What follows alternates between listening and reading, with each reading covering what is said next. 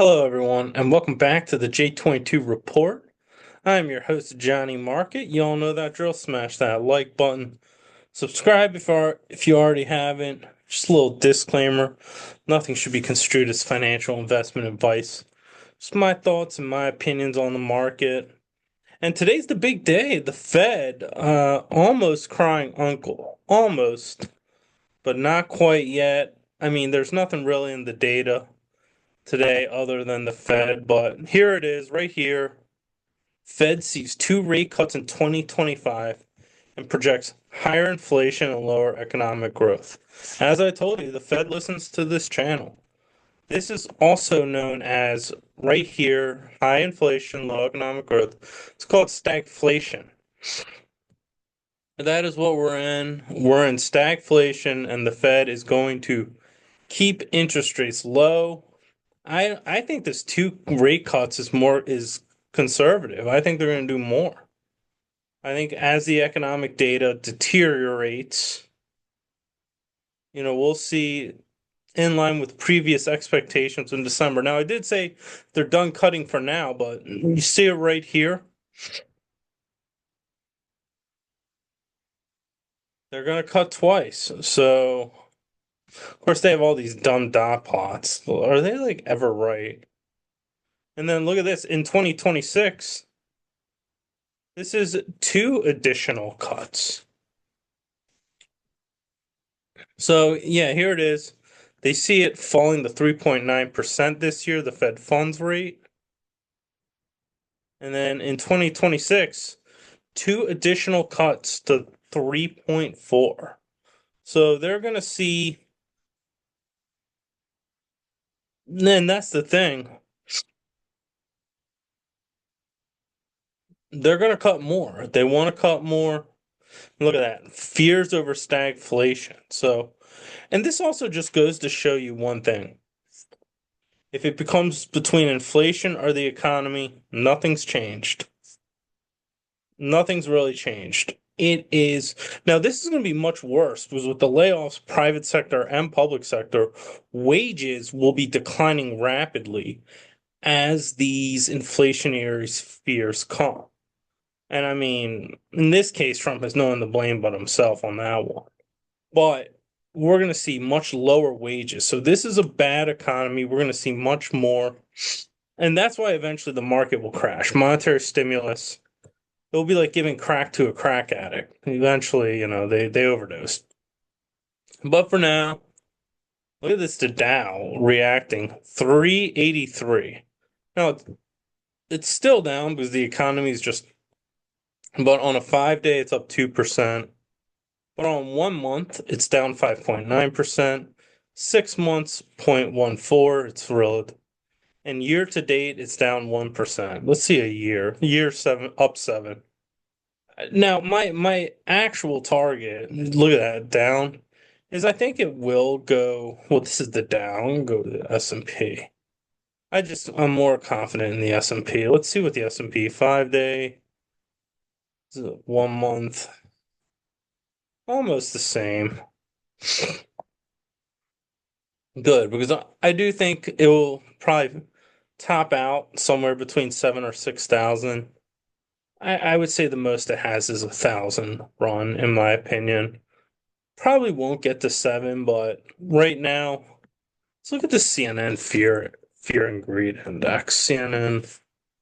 I mean, I'm not a fan of CNN, but I do like the fear and greed index, and that's probably the only thing I look. So yeah, you can look. It's for a bounce. There's the extreme fear used to be here, and I think it's gonna come. So yeah, when you get extreme greed, that's when it's due for a pullback. But you can tell it's gonna start coming back up. The fear sort of dying. Look at this, the moving average, and it just comes down eventually. It's gonna come like this and go up. So yeah, I think the market will come in terms of gold. If you look at gold, that turned around. I think we're in a cycle where gold's gonna outperform the market. But you look at it, gap gap down, came back up to test, then eventually broke it, went down, finally broke for the dovishness, finished up 0.41%. Let's see what silver did. Silver finished down, but I think the interest rates, but I mean gold has made quite a move. If you just look at the 1 year, this is GLD, it's not the actual spot price. But if you look at this, let's do a 1 year because this is when it really came. That's a 40% move. That's astronomical. And you have to remember, spot is around 3,000 now. And so about that's 40% of the move since we've left the gold standard came with all last year. So this is a big move, really big move actually. And so I think gold's probably due for some sort of pullback where it's well, I did sell some, but that's to pay off car loans. But I don't think it'll top out yet. I mean, maybe it's going to go to 3,400 at minimum. 33, 34. I doubt it's going to go. I personally think it's going to next upswing. Next upswing, it's probably going to, I don't know, somewhere between 34 to 4,000. I think there'll be a big move. We'll see how this correction looks. I don't know how it's going to look. I hear a lot of different things. 2,100, which I don't believe. I've heard 2,500, which I don't believe either. My opinion is probably 28, 2,700. Or it could just go flat and then make another one. I'm not sure, but as you can tell, the only time I'm really gonna really lighten the load is when the Huey's around here. And right now it's here, so if you go all the way just straight over, you can tell we're not there yet. You can tell we're not there yet. 357, and this was around 527. So 500 is really my conservative target around GDX.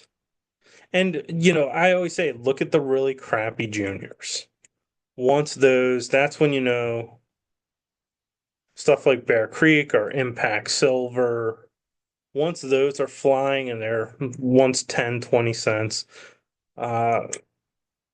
Santa Cruz, this is one I own, not endorsing it because I've been up and down from my position.